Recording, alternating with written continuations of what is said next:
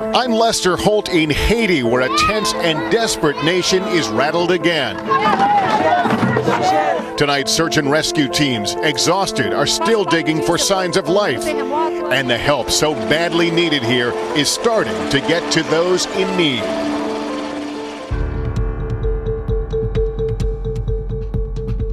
Earthquake in Haiti. This is NBC Nightly News with Lester Holt, reporting tonight from Port-au-Prince.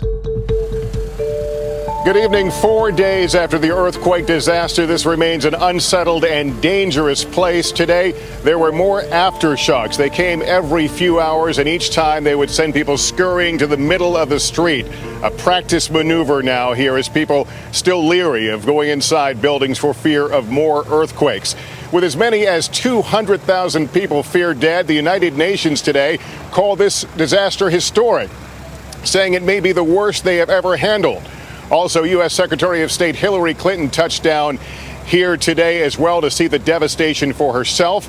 We can also tell you that three presidents, President Obama, Bush, and Clinton, met today to map out the future of fundraising and to bring help in a massive fundraising effort for the people of Haiti. We'll get to all that as we continue here tonight, but we want to talk first about a new phase in the relief operation here, a dangerous one, because people here are simply running out of patience.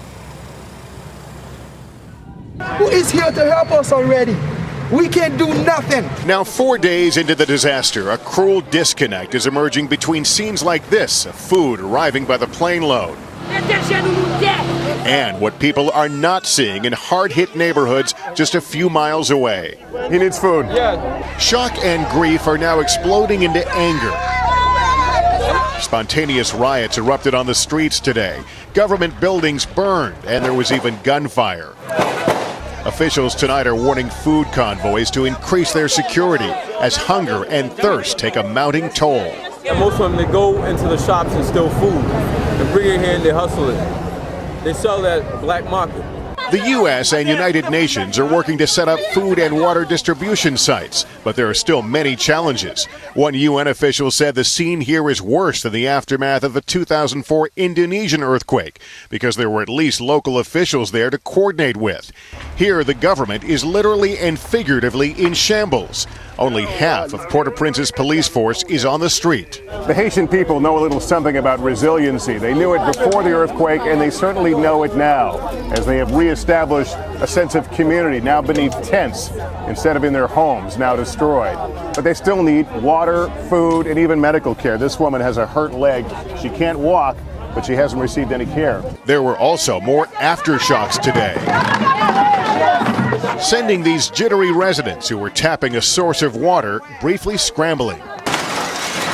Also today, bulldozers began attacking the massive debris, even when they couldn't tell if anyone was in it. And adding to the general weariness here are the dead left on the streets or decomposing in the ruins of their homes. 2 stories collapsed. There are several people inside, under it. You can smell them. Yes. Those bodies are of this woman's 4 children. She wants to bury her children. Yes. But amid the death, life here continues to renew itself. We found this woman nursing her new son, born last Wednesday in this makeshift encampment, the day after the earthquake. This is the father. He and his family together, starting from scratch.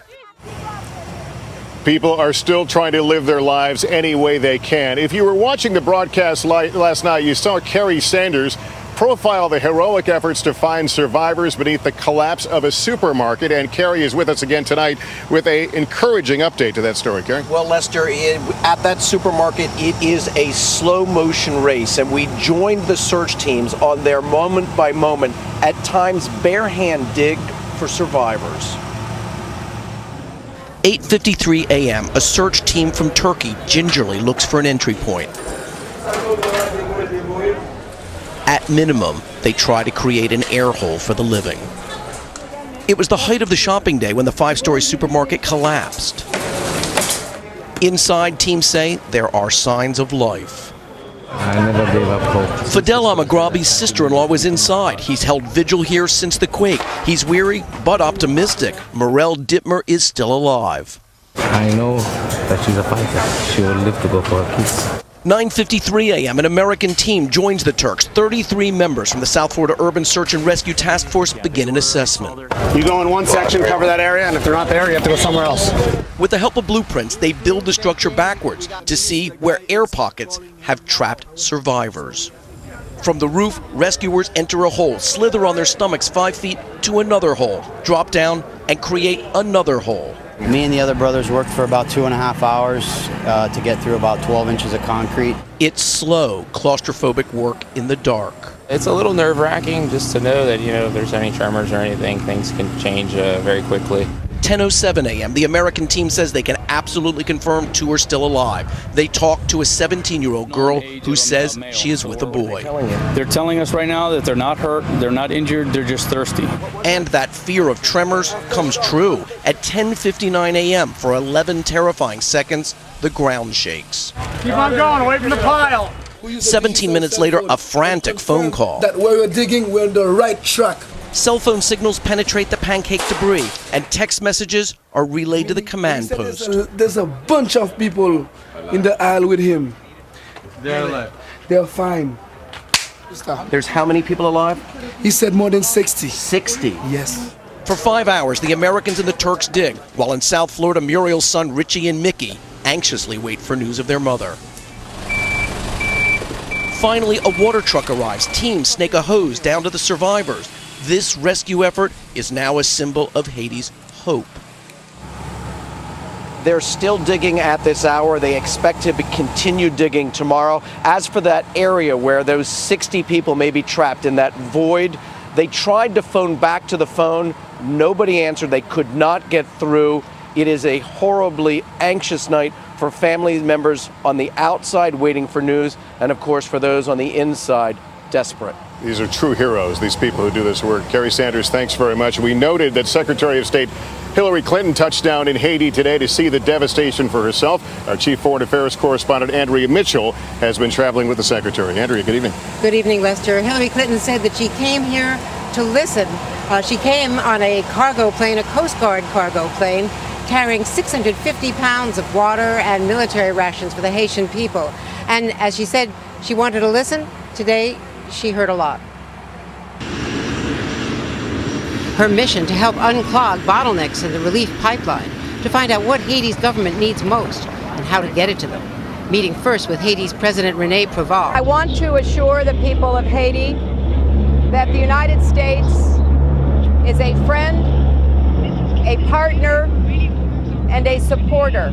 And we will work with your government under the direction of President Préval to assist in every way we can. In the maze of different governments and aid agencies here, Clinton says there are some things the United States does best. She says they are literally taking a Google map to identify 14 distribution points for water and food, and flying in water filtration equipment from all over the world. In an interview with NBC News, she challenged reports that vital aid is sitting at the airport, not getting out. There is a perception, and there have been complaints or reports of bottlenecks, that there's a lot of aid coming in, but it's very hard to get it out to the people who need it.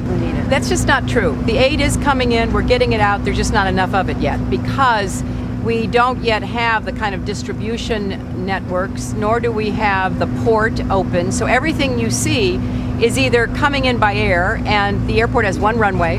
Clinton said her first question this week was why not parachute food to the starving people of Port-au-Prince. The U.S. military said that wouldn't work in an urban environment. It could start riots. Clinton's aides also brought toiletries for the beleaguered U.S. Embassy staff, thousands of dollars of soap, toilet paper, even underwear. With an empty cargo plane going back, the Secretary of State is taking American evacuees out with her. They have been lined up at the airport, desperate to get home. Our structure held up nicely, but most didn't. So we drove 3 hours here this morning. Clinton said for her, this is really personal. She reacted emotionally to seeing all of this today. She came here on her honeymoon and has been coming back ever since and working very hard on Haiti, as has, of course, her husband in the last year. So there's a lot of work to be done, obviously. Andrew Mitchell, thanks very much. We should note that her husband, Bill Clinton, was among the 3 U.S. presidents at the White House today, George W. Bush and, of course, President Obama, to map out how they will encourage Americans to donate to the relief effort here in Haiti. As you know, President Obama tapped the 2 former presidents to help in that effort. And they talked about not only how to use that money, but to spend it wisely. Good morning, everybody. By coming together in this way, these 2 leaders send an unmistakable message to the people of Haiti and to the people of the world. In these difficult hours, America stands united.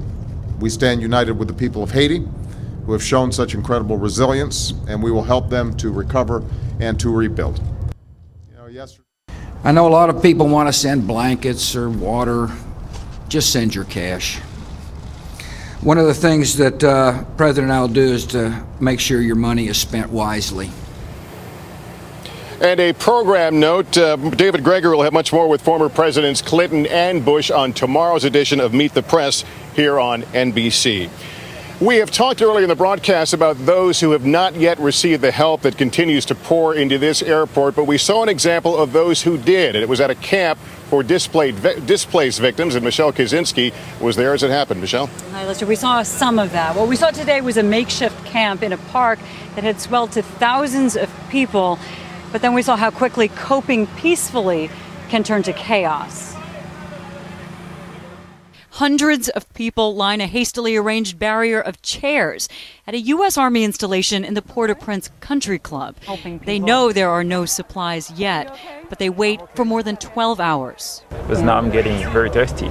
Jean-Baptiste has no home now either, and led us just down the hill to the newest neighborhood in this devastated capital, a sprawling camp where thousands live beneath sheets, trying to survive. Just see their faces. They are anxious, they are tired, they are hungry. Many are injured. A woman whose home collapsed, a little boy. They cook what they could carry here, bathed with water that is undrinkable. Happiness is any shred of normalcy or peace. This tent has set up a sort of store. They're trading, and some medical stuffs like aspirin. But many have little to no food. These women say they will walk 3 hours to where they think they can find water. And for the most part, things are orderly and calm and generous until there's a drop of supplies. Then suddenly a chopper appears to toss down maybe 24 boxes of meals, and the race from every corner of this camp begins. It's the baddest way to do it. You cannot stay from high and drop food for people with 540. Within minutes, most are winded and empty-handed. Partager? This man insists he will share, as others scream he had better. Partager avec tout. But some with the precious boxes are less willing, and a humanitarian gesture becomes a fight. It's for everyone, says a man who has none. But for a few moments, survival was all that mattered. We couldn't immediately determine what organization had done that food drop, but the Army here tells us that is exactly what they don't want to see happen. And in fact, the 82nd Airborne, which is right behind us, and those are the ones that are set up right above that camp, say that they're working on plans to distribute aid fairly and with security, which is vital. Michelle Kaczynski, thanks. And you note the military. We have not moved, but our location is changing, and that the military continues to put down roofs here, adding more and more permanent structures as this operation continues to ramp up. Again, thank you for your reporting. We're going to continue our reporting from Port-au-Prince on the disaster here, including the fate of American families at home waiting to hear one word about their children when we come back.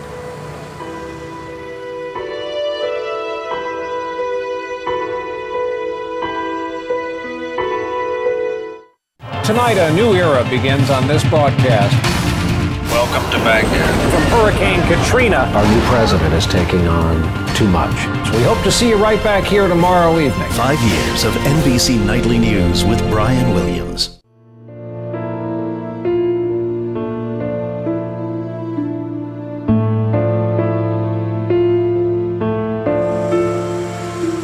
Just some of the images here from Port-au-Prince, where we were back now with a story of 6 people missing from Florida's Lynn University, 2 faculty members and 4 students. Today, the father of one of those students made a wrenching appeal to President Obama. We get more on that story now from NBC's Mark Potter. As rescue workers continue to search through the rubble at the Hotel Montana for the 4 missing students and 2 faculty members, the father of one of those students, 19-year-old Brittany Gingle of Rutland, Massachusetts, made an anguished plea for help. We are praying that our daughter Brittany be one of the rescued today and be brought home safe and sound. And I am pleading to President Obama to please send more people to Haiti to rescue. As a father, President Obama, you must feel our pain and what we're going through. 2 days ago, he and the parents of 2 other missing students were told their daughters had been found, but it was a false report. University officials say rescuers are working around the clock to find the missing, amid reports that voices may have been heard beneath the hotel rubble. Others are canvassing hospitals and airports in the Dominican Republic to see if any of the students or faculty had been taken there. At the university today, 6 of the rescued students talked about their missing friends and teachers. We are pretty much 95% sure that they were all inside the building, the hotel. School officials say they are following reports of anyone who's been rescued, as they and anguished families wait for word on whether their loved ones are also safe. Mark Potter, NBC News, Miami. Do it now. We are going to take a short break and then be back with a story of inside one of the few hospitals still operating here in Port-au-Prince. We'll be back.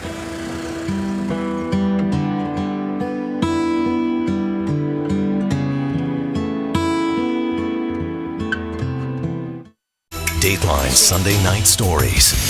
The ones that intrigue, touch you, take you places you've never been, and ask all the right questions.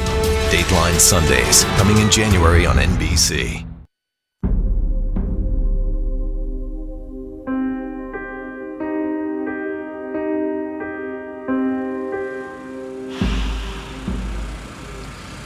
Welcome back to Port-au-Prince. Even before the earthquake, this city had a woeful shortage of healthcare centers in hospitals, and now severely injured people are being treated in some of the most primitive conditions you might imagine. Tonight, NBC's chief science correspondent Robert Bazell takes us behind the gates to the city's main hospital. Hundreds of critically injured patients and their families have been waiting outside Port-au-Prince General, the city's largest hospital. 7 out of 10 buildings here were destroyed.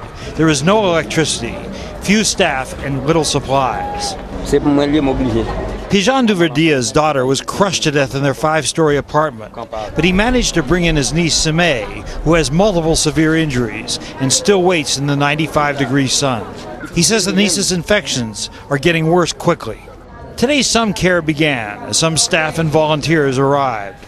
Jareen Berna was cooking dinner when the quake struck and boiling water spilled on her 2-year-old son Tyson. A nurse puts bacterial lotion on the severe burn. Last night, the first volunteer doctors from Partners in Health arrived, and in the dark they triaged the patients to determine who should get care first, like this woman. She has an infected traumatic amputation. In other words, her foot was cut off during the earthquake. So it's a priority for us. We got to control that infection, and the only way to do this is to re-amputate at a higher level.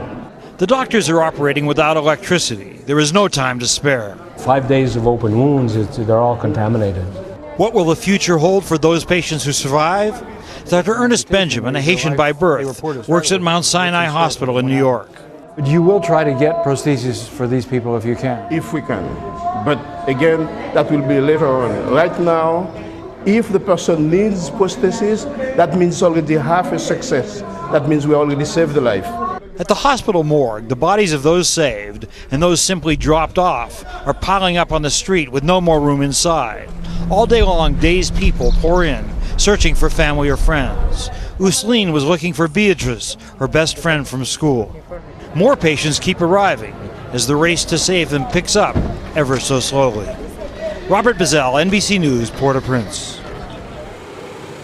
When we come back on Nightly News, Americans helping to save the children of Haiti as we take a look at members of the 82nd Airborne here setting up camp at the airport in Port-au-Prince as part of the relief operations.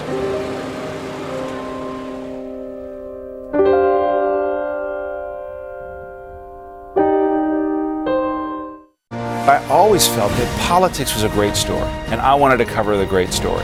There's a huge responsibility to be the person who holds people accountable. There's no other place that I'd like to be. If it's Sunday, it's Meet the Press. Finally tonight, the story of Haiti's neediest children and the Americans who, even before the earthquake, have been trying to help them. Here's NBC's Ron Allen. As soon as Mike Wilson heard about the earthquake, he raced here from his home in Nashville to be with Tia. She's almost 5, an orphan, who Wilson and his wife are just months from legally adopting and bringing home. But now the quake has put all of that in doubt. It's extremely important for us to get her out because we want her to be safe. Tia's orphanage was right at the quake's epicenter, badly damaged. She and about 50 other children were evacuated safely. Wilson brings her to the airport every day, hoping to be among the thousands able to board a plane out. He says she's confused and afraid by what's been happening, but knows from her time in an orphanage that airplanes mean something special. She knows that there have been many of her friends who have left with somebody and they've talked about an airplane. The big problem is that the adoption has to be approved here in Haiti by the courts. However, the court system, like so much else, lies in ruins. Wilson says that U.S. officials have told him there is not much they can do to help. For now, Tia and the other children live at the orphanage director's home. Like her, many have adoptive families in America waiting to bring them home. Food and water supplies are day to day. It is very urgent. It is an emergency. It is a matter of life and death. Dr. Jacob Bernard and his wife Claudette fear the quake could rob these kids of their chance for a better life. In the next few weeks, there can be a pandemic in Haiti, and the children are the first one who will be the victims. I'm more worried about Meanwhile, Wilson pleads for compassion, a diplomatic humanitarian gesture that would let Tia leave Haiti and enter the United States. I'm willing to do anything, sign anything, leave anything, do anything, whatever it takes to get her out. Every day they're at the airport, hoping to be on the next flight out to begin their new life in America together. Ron Allen, NBC News, Port-au-Prince. And that's NBC News for this Saturday night. I'm Lester Holt reporting from Port-au-Prince. I'll be back here tomorrow morning for Today, and then I'll be back with you again tomorrow evening. Until then, good night, everyone.